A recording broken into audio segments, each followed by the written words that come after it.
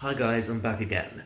Um, this is not about the other thing. This is actually about my gas boiler. I am fed up with the back teeth of it.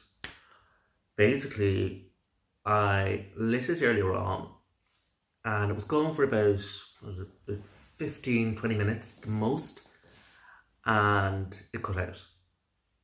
And then it went to relight, and it cut out. Relight, cut out. Relight, cut out. So, oh, not again, not again. Because this has happened before. So I have to call the man back in to get it sorted again. So I don't know whether I have to actually replace the boiler or I don't know what to do. So I am going to call the gas fella in soon and see what he has to say. Hopefully I don't have to replace the boiler because that'll cost an absolute fortune to replace the boiler. Anyway, talk to you soon. Okay, bye.